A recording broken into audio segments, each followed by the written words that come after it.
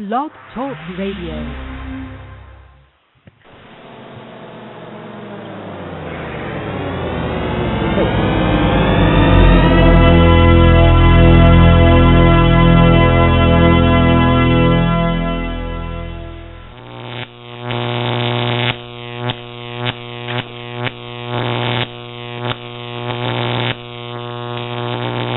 Gentlemen, welcome to the realm of the truly bizarre. A guy in this town has got one 12 inches long.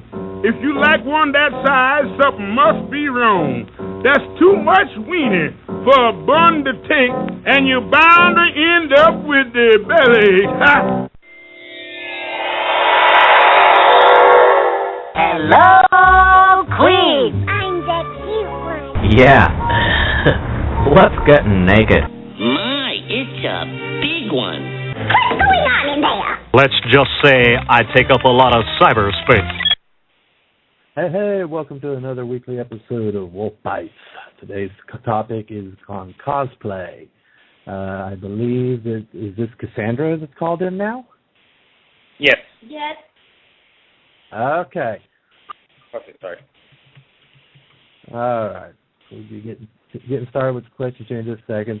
First of all, as we've started doing at the beginning of each episode, shout out to our new followers. Real LifeX joined us in the past week.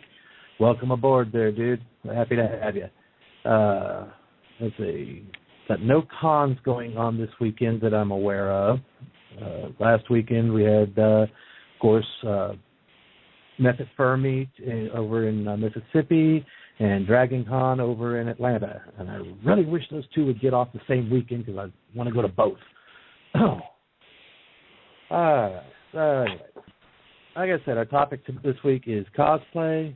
Cassandra is a cosplayer. She was recommended by a friend of mine. So what kind of cosplays do you generally do, Cassandra?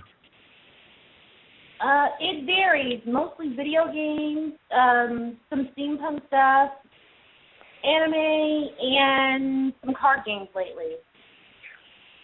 Card And games? web series. Oh, yeah, and web series. Thank you.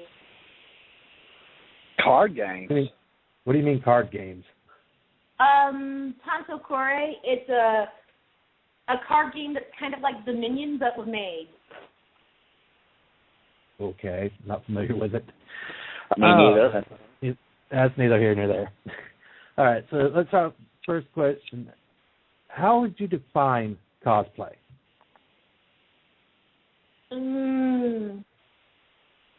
There's two ways I go about it.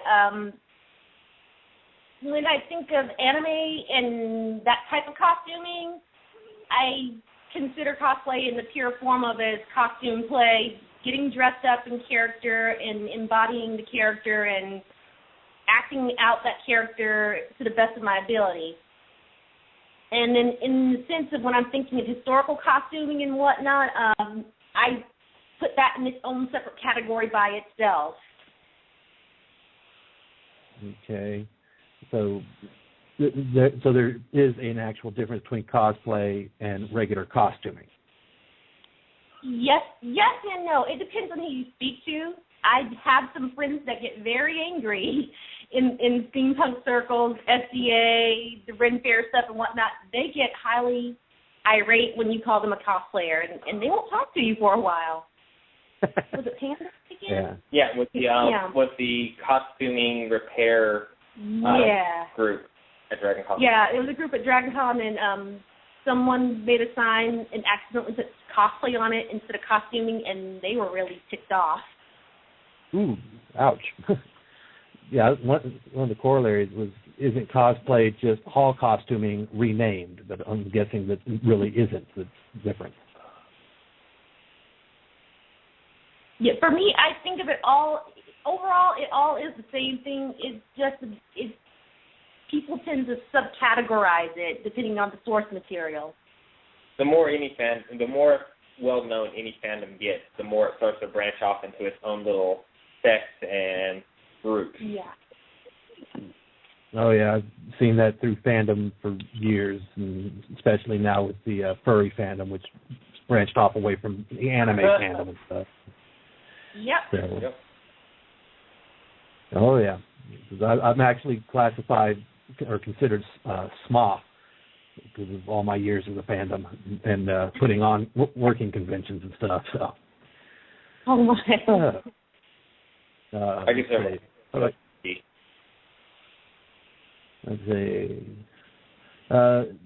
Do you think it's more important to be creative or to be accurate in your cosplay, in your representation? It depends on if you're competing or if you're doing hall cosplay. If I'm competing, when we compete, we want to be as accurate and as true to the source material as possible.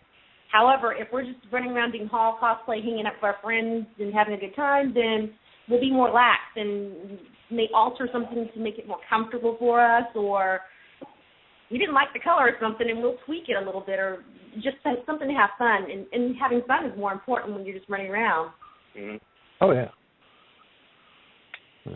One of the pictures that Shell shared from DC this year, I could not believe the size of that Deadpool.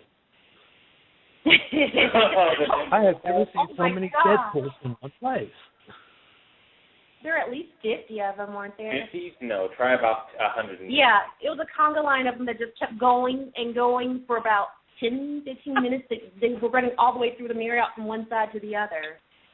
And when we say running, we mean walking in a straight line, like person after person in Deadpool. Every kind of Deadpool imaginable. Oh my gosh. Running, so skipping, hopping. They're very Deadpoolish. What about body type, gender conformity? A lot of people, they think that it doesn't, body type and stuff doesn't matter. I've seen a lot of crossovers with males doing female characters and females doing male characters and stuff. And do you think that's something that needs to be frowned upon or encouraged?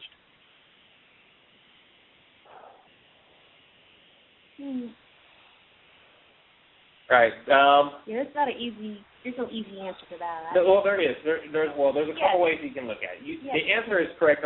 Is you have to look at it from both sides. Cosplay is for everybody is the simple answer, but everybody can cosplay with whoever they want. Now, how they choose to represent that character, that's where the body piece comes in. If you're not big and muscular and you want to cosplay somebody who's very muscular and in a loincloth. Wolverine this weekend. Good example. Yeah, well, no. Well, like somebody who's completely not the body type for a muscular skinny guy in a loincloth. Okay, I see. You need to adjust the costume to match your body, as opposed to going with dead accuracy. Mm-hmm. Because and for girls it's a lot more important due to the fact that a lot of costumes don't cover a lot of bits. And if you're not that body type, you're going to have a lot of extra bits. Mm-hmm.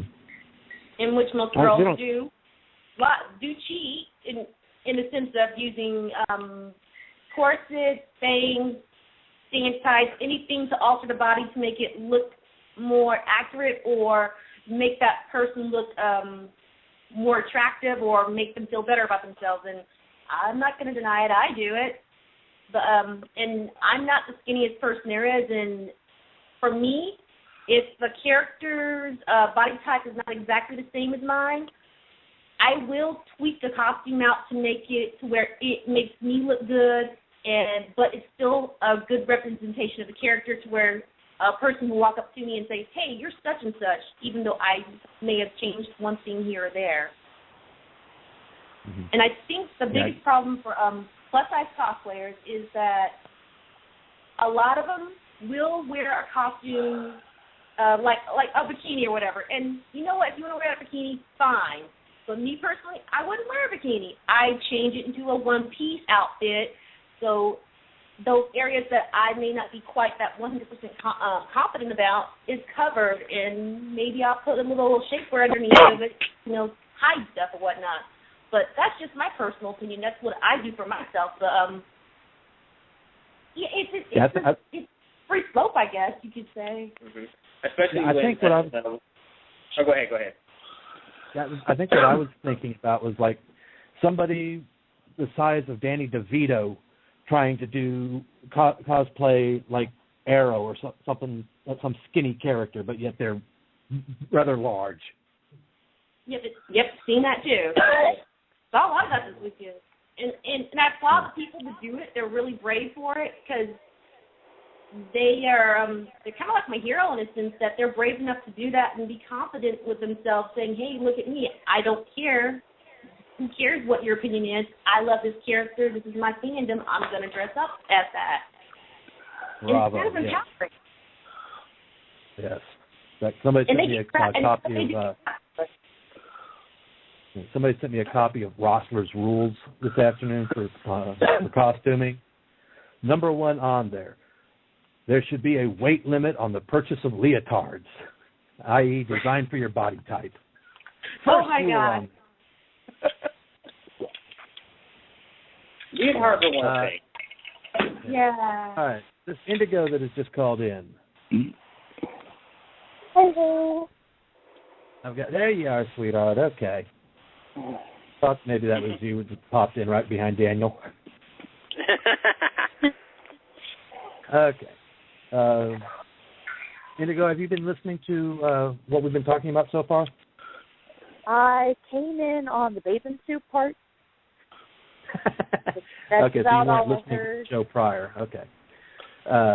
Yeah, we were just talking about body type, gender conformity, crossing up and everything. Did you have anything you want to put in on that?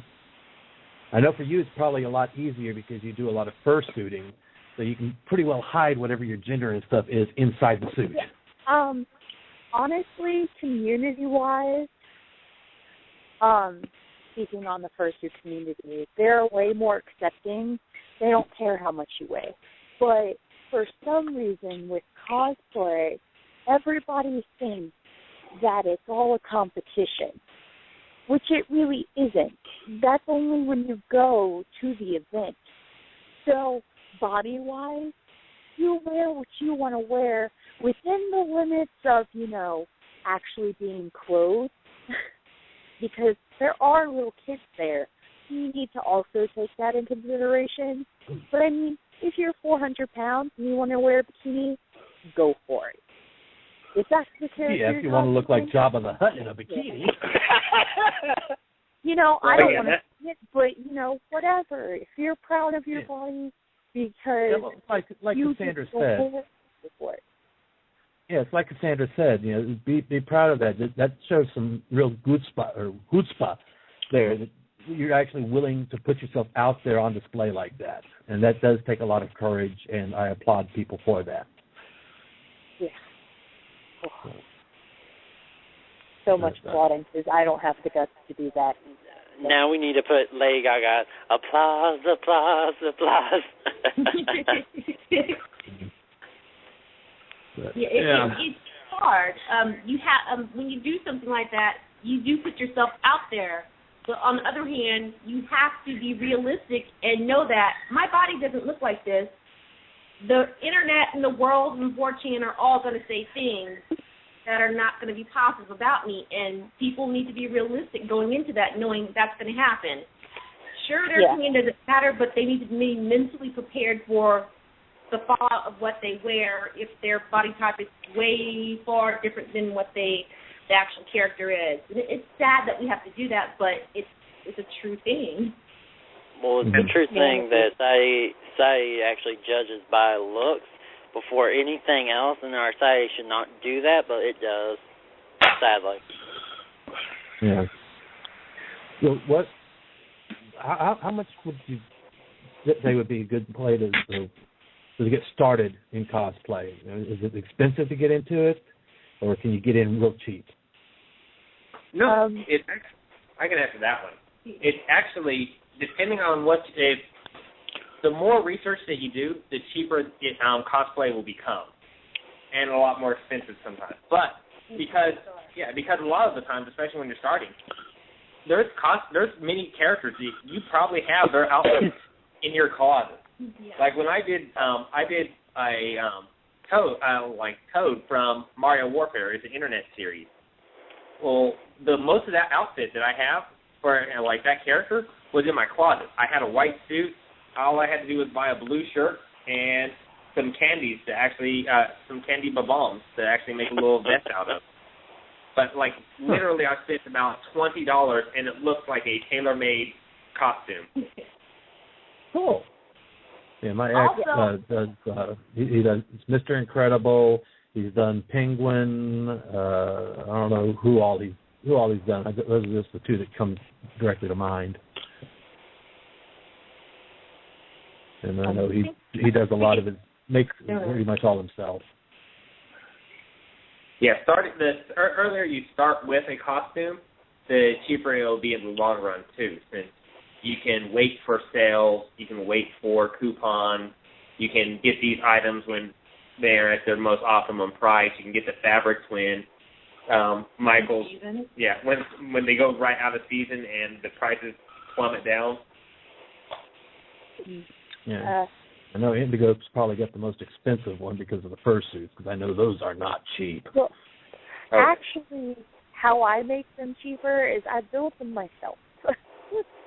Along with cosplay, I do like the cheaper way is to start out with what he said, closet cosplay, and do people who you have the outfit for, and then maybe do what I did, and I threw like $40 down at my local Mary Jo's, and I took basic sewing lessons, and now I take and rip up some shirts and sew it on the other shirts and make my own cosplay.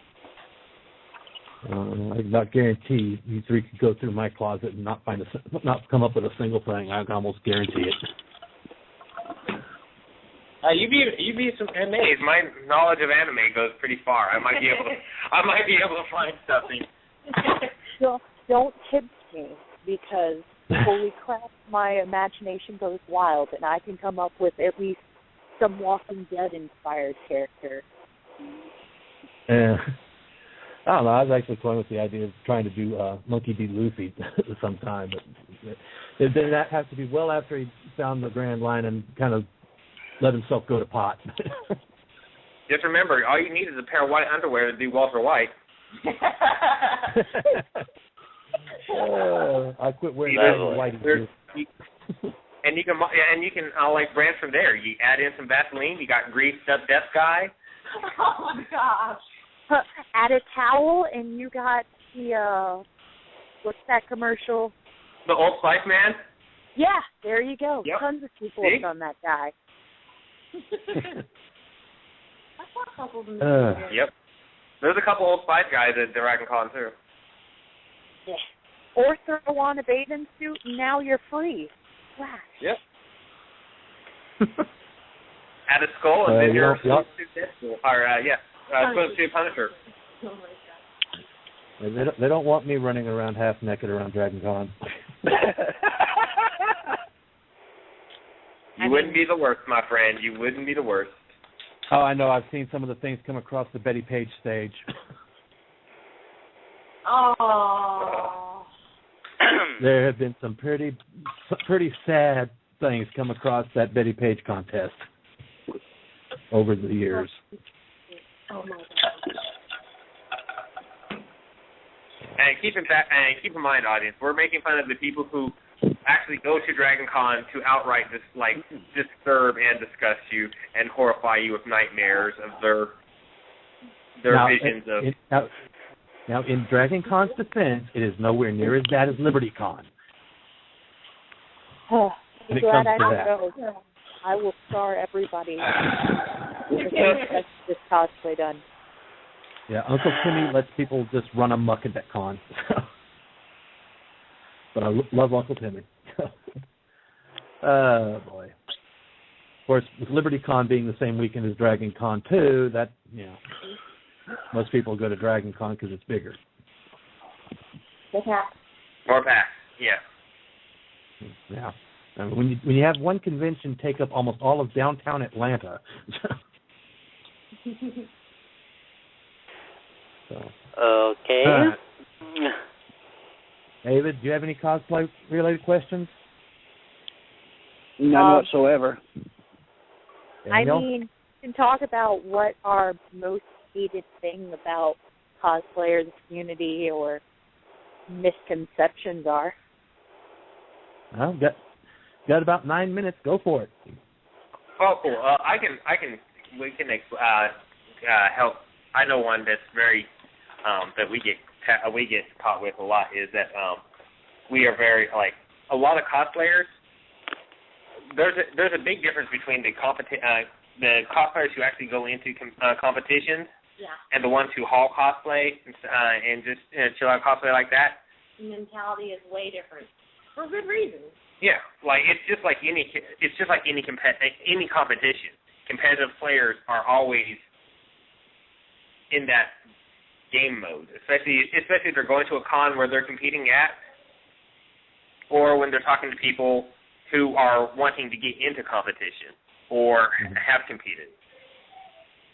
Yeah, I remember I think the Sci-Fi Channel that was doing a show on cosplay a year ago. Yeah. The show that shall not be named. Yeah, furries are the same way with the CSI episode. Ah! Oh, yeah, that. Fur and loathing in Las Vegas. Yes. Yep. Because that show doesn't depict the community accurately at all. Which is one of those this weekend in passing at that photo shoot. Yep. Yeah. The cosplay community in general is really friendly. They really want to get along. They really want to share tips. You just got a small portion of them that want attention whore more than the rest, and me, look at me. Which everybody, I hate to say it, the way the nature of the whole community, the nature of cosplay is that. Look at me, yes. But then there are some that just are constantly, it's bad. And they make everyone else look stupid because of it. Yeah, and of course you have those people in every fandom. Yep. Yeah. You have the got them furry. In the furry fandom, they're called popufurs. Wait, they're called what? Popufur. Oh my They're God, there for the popularity, to be popular. Everybody follow me. Popufur? Yes. That is awesome. Popufur. I want to use that phrase from now on. Oh, yeah. No. Oh my gosh, you're missing out. Yeah. But no, what you're saying about cosplay communities, that's the main reason I get into fandom in the first place, because the fandom in general is very accepting and inviting and open to just about anybody and everybody. But then you do have some that aren't, and they tend to ruin it for everybody. Yeah, because the great thing about cosplay is when you're cosplaying something, 9 times out of 10, it's something that you actually like, and it's something that you, a show that you really like and enjoy. So you can go up to that person and you can talk about that show or that series or that character. You don't have to work your way around. Do you like this? Do you like this? That? There'll be that one odd person you run across that does not like that show or watch it or whatever, but they just are wearing it because it's a cool outfit. And you hope to engage that person into getting into that fandom. But for the most part, you cosplay what you like, what your fandom is, and you hang out with people that are like-minded, and that's what makes it so fun. Mm-hmm. Yeah, I'm starting to get into the steampunk genre, and I know that would be a rather expensive one to try and do costuming for. That one we're sorry for you, bro. That was just going to be expensive. Well, no, Paige, Costume Art, that's her handle. She's down in Birmingham, and she's a wonderful steampunk costumer and maker and whatnot. She will dumpster dive and find the most random stuff and make a costume. And her costumes are amazing. They're gorgeous. I think she's part of the Girls of the Con group. She's awesome, and she just comes up with the greatest stuff, and she dumpster dives her stuff. She just finds random crap and puts it together. It's late. Yeah. There's always an alternative Well, of robbing a radio shack. That's my plan on entering into steampunk. Sure, Rob. Yeah, I mean, I've already used one of those steampunk name generators, and I'm Chief Inspector Stanley Knighton. I got a couple bustle dresses in the closet somewhere, and those things take forever to make. Oh, my goodness. I got a bunch of tan and brass paint. Does that count? Oh, my God. You're welcome. Yes. Brass and some gears. I'm good to go. Oh, and I'll steal my kids. Like, I keep buying them Maverick Nerf guns because that apparently is the steampunk weapon of choice. If you wish to enter into steampunk, go to Toys R Us or any toy store that you can and purchase as many Mavericks. Those are the types of guns. They're little handguns. They have a little chain gun barrel on it. They're called Mavericks. You take about 15 of those. Paint them brass and sell them. Put goggles on? Yeah. All day. Somebody said if we want to do steampunk, just find us some gears and slap them on. You know. Yep. A pair of welder's goggles. The community gets so mad when people do that because you didn't take it seriously. You just think if you put a hat and goggles on, you're one of us. Yeah. The person who thinks this usually is wearing a hat and goggles at the time. That is actually true. I'm having a guild flashback now. That when the guild went to the convention and she's like, "Oh God, about the steampunk." Okay, we kind of got like 2 minutes going down. Got 3 minutes left to go. I have one. Yeah, I'd love to be able to make the show longer, but the Blog Talk Radio's freebie account only has a maximum of 30 minutes. Aww. Nah, problem. They want too much money to go pro. But I really appreciate you guys all calling in and giving us your input and your viewpoints on things. And I hope everybody listening has learned something about cosplay tonight, or in the coming days whenever you decide to listen in to the show. So, and y'all let your friends know. Give them the link to the show and everything, and let them. I'd love to get more feedback in the comment section of the shows and stuff, because nobody's commenting on the shows in there. So, I'd love to get some of that. Tell us how horrible we are. Yes. Why are you doing such horrible shows? Next week's show, they could be in. Do what, Dave? Go ahead.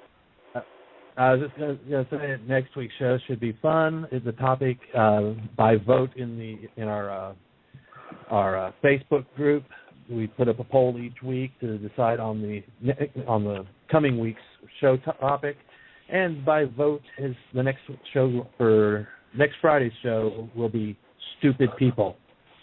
Oh yay! Oh man, how come I didn't get invited to that one? Oh God, I got tons of those. 40 hours long. Anybody is welcome to call in. We love having people call in. Yeah. Cool. I could actually take one more caller right now because I'm limited to, what is it, Daniel? 5 callers? Yes, 5 callers. Right. We've got 4 right now. So, but if you double up like Cassandra did there, hey, yep, cheat our way around it. So, all right. Like I said, next Friday is stupid people, and looks promised to be a fun topic. And we look forward to seeing y'all next week.